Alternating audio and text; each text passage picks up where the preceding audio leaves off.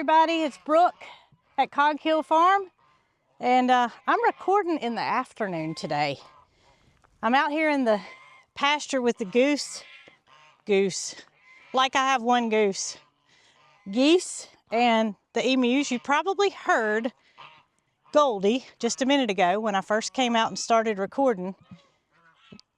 There she is. She's standing beside me. I don't know if y'all caught that or not, but Goldie's she's still drumming. And I got an egg yesterday, but it wasn't in a nest. And I thought that was kind of odd because all the eggs that we've gathered from Goldie have been because Nugget made a little nest area and showed her where he wanted her to lay the eggs. This one was not the case. It was out in the middle. So I gathered that egg, of course, before he starts sitting because it happens fast, and took it away. But with her sounds, I have a feeling that she may have laid again. But that isn't what I came out here for. I do need to check her eggs before I go in tonight. I say eggs. It could only be one because I got the one yesterday, so she couldn't have laid but one today. If y'all saw the last video, you know that I found a big pile of goose eggs right here. You see that white right there? That's a goose. And she's at it again. Catherine came and got the goose eggs, and we counted 27 eggs. So she put them all in her incubator because she wants to grow her goose flock. I'm not so sure she wants to grow it to the extent that I have. Can't really see them all, but she's going to be well on her way if all 27 of them hatch. So she's got some eggs here, and I'm going to come back with a box and get her to get off of there because I can't have that either. Can't have Nugget sitting and can't have any more goose babies. Comes a time when you have to draw a line, not have any more of something, and I have become disciplined enough, thankfully, Jason says thankfully, to know when enough is enough. This time of the day is just absolutely beautiful. The way the sun hits the farm. I don't usually record right now, but it's the sun's in front of me instead of behind me, and it makes for some beautiful shadows. And with the grass growing and the trees putting new leaves on, it's just a beautiful sight. So I'm headed over to the barn, where if you watched Jason's video yesterday, you know that we had some baby goats born. A male and a female. Paris is doing fine.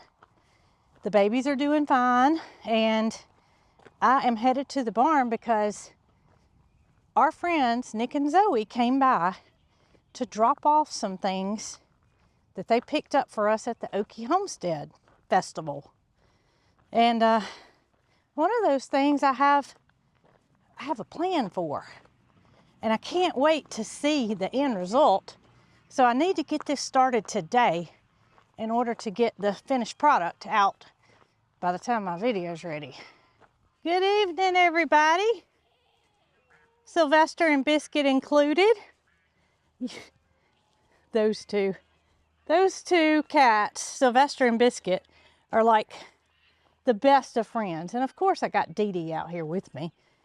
Miss Matilda standing up here waiting for her evening feed. We feed her twice a day, and her joint supplement, Luberson, has been just a blessing for her. It's really, really helped her out. And I am gonna go in and get these guys put up before dark. Yeah, I know, we gotta get you fed, don't we, sweet girl? Funny when the cats come out. Matilda's always the first to greet them, and she lets the cats know that she's here, and you're not mooing today. What's that about? You're always very vocal. Today you're quiet. All right, she says, stop messing around, Mama. Come on in here with me and get me fed so I can indeed have a good night. And I can see Tater. I don't know if y'all can see her or not, but she's way out in the pasture eating grass. So Tater's still hanging in there, y'all. I don't know how much longer she's gonna hang in there, but I sure am thankful that both Paris and Tater did not decide to give birth on the same day. Boy, would that be an event. And I didn't even think about that, but one of you guys reached out to me and said, there's Pookie and there's Matilda at the same time. What are you gonna do if that happens, Brooke? What if Tater and Paris give birth at the same time? Well, I can cross that off my list of things to worry about. So let's go in here, get everybody put up for the evening. Matilda said hurry up. And then we're gonna show y'all what Zoe and Nick left in the van, or the bus. All right, y'all, so the bus is still dusty. It's still in the barn, but we are one step closer to getting this little termite. So that's what we named it a long time ago. And there was a reason why we named it termite. And after I get these animals fed, I'll tell you that too.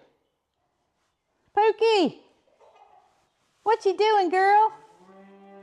You ready for your supper? Yeah. Marycarl braided your hair. Yeah, she put the braid back in. I don't know if y'all can see it or not.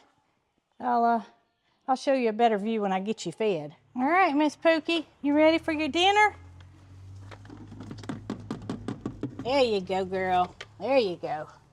Let's get your door shut up. Peaches says she's gonna join you for a bite. Let's give Peaches a treat. Y'all, I tell you, these two are they're just amazing. Hey, Peaches. Hey, how about a treat? No, Pocket. How about a treat instead of trying to get Pocket's food? I have some mini pig treats that I bought, and Peaches seems to really like them. Come on, baby, let her eat. Come on. Atta girl. Come on. Come on. Good girl. All right, you let Pookie eat. And I gotta go show everybody what Nick and Zoe left us in the bus. Okay? All right. Pookie, can we get a good look at your braid? Marycarl fixed your hair for you, and your bangs are not in your face anymore. That's right. Nick and Zoe stopped by. Uh-oh, what was that? I have not even opened this bus, but I know they left it in here. So let's see what they've left. Oh my gracious. Okay, I knew what it was, but I did not know how much it was. Do y'all have any idea what this is? This is kettle corn, and Brooke loves kettle corn.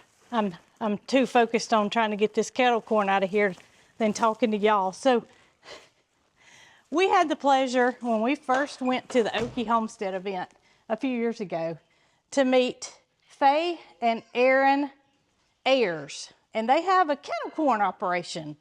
They have a little traveling kettle corn operation, and they live in Oklahoma, so I fell in love with their kettle corn. It's really the best that I've ever had. So every year since then, we haven't been but the 1 year, Mr. and Mrs. Ayers make sure Mrs. Cog Hill has a supply of kettle corn. And what I've done in the past few years is put it in the freezer, and they suggested I do this. So the past few years I've put my kettle corn in the freezer, and it does freeze well, but it doesn't last that long. The freshness flavor doesn't last that long. So I'm gonna attempt to freeze dry some kettle corn and see how it turns out, because this stuff is too good to let go bad. And I just am so thankful that they always hook me up with my yearly supply of kettle corn. I do share with my family, but you know, it's minimal. So thank you to Ma and Paul Kettle Corn for my supply for the season. I let the boys out to do their final run of the evening, and they came back in on their own. So I got to get their door shut to conclude the last job of the evening. They will sleep in here tonight. It's not cool enough for them to have the heat on or the heat light. They're just protected from the elements in here, and not sure how much longer that's going to work, because Ernest T is a pretty big fella, as you guys can probably see. He could, he can reach over the top if he wants to. But I'm going to continue to do what's best for them until I feel they're old enough to endure the elements outside. All right, boys, how about some kale? Y'all thought I was going to say kettle corn, didn't you? I'm not giving away my kettle corn. Nope, we're going to leave you guys with some kale. Hey, that's the refrigerator. You can't get in the refrigerator. No. Are y'all big enough to eat it off the stem? Yes. I've been pulling it off for no reason. Look at you boys go. Look at you. Y'all are just about grown up. And that one didn't do well, did it? I wasn't holding it tight enough. So to say that they enjoy their greens is an understatement. They consume this much twice a day. And we did pull the kale out of the garden. I have it in the refrigerator, and it wouldn't have done, oh no, that's an earring. It wouldn't have done me any good to freeze dry it because it'll stay fresh. They're using so much of it, it'll stay fresh until I utilize all that. And then regretfully, I will have to buy it from the grocery store, but they enjoy it, and I enjoy coming out with stems. That's right. Not much left. Go ahead and get yours. Now I want to know, are y'all going to help me with this freeze dryer project? I have a feeling I'm going to have some help from both of you. I don't know which one's going to be the bigger help. I'm debating on whether I should pre-freeze it or not. The freeze dryer does, it heats up to a certain temperature, and then it cools down, and that's one of the ways that it preserves the food to last up to 25 years. So I'm wondering if when it heats up, if the kettle corn isn't frozen, if it's gonna like kind of melt it almost. I think I'm just gonna go with the product as it is, because I think it's gonna take a little bit of time, probably 24 hours, 30 hours maybe, to complete the cycle. I'll let y'all know at the end how long it's been, but I have nothing but stems left here. So we got one thing left to do, and that's wash our hands and get the kettle corn put on the tray, sweet fella. Yeah. No. Yeah. So before I get my kettle corn put on the freeze dryer trays, I'm going to go ahead and start the machine. That way it can get down to the freezing temperatures before I put it in. And that will help to prevent it from, indeed, melting, so to speak. They ask that you wait 15 minutes before inserting any food. So simple press of a button and we'll get started. All right, now I have to ask, do y'all like kettle corn? I could literally sit here and eat this entire bag with no problem. I love it. Now, I don't eat kettle corn unless it comes from Ma and Pa. I eat air-popped popcorn on a regular basis as a healthy snack. I don't add any salt. From time to time, I'll spritz a little olive oil on it, but no butter. So my kettle corn is a treat, and I love it. So we're gonna get it on the trays. Not sure how far a bag will go, but they sent me five or six bags like this size. So I have a feeling I may have to do this in several processes. Nonetheless, I don't mind because I want this stuff to last. All right, let's see here. And these are big bags too.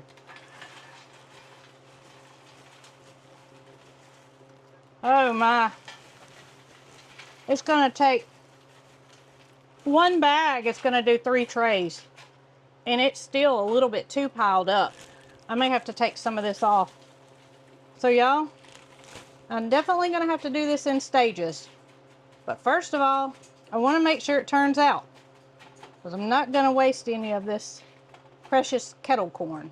All right, so I got 5 trays, which is as many as my freeze dryer holds, of kettle corn here, and it only took 1 1/4 bag. So that means that I have, well, let's see, I have 3 1/2 bags left, But I'm going to get these put in the freeze dryer and see how this works. And if it turns out well, I'm going to freeze dry all of it, with the exception of what I eat tonight. All right, so it's been 15 minutes and the freeze dryer has cooled off. Gonna insert my trays here. And the freeze dryer does not put off any chemicals. It is, it's like running a refrigerator almost. It's not necessary that it put in a well-ventilated area. It's just,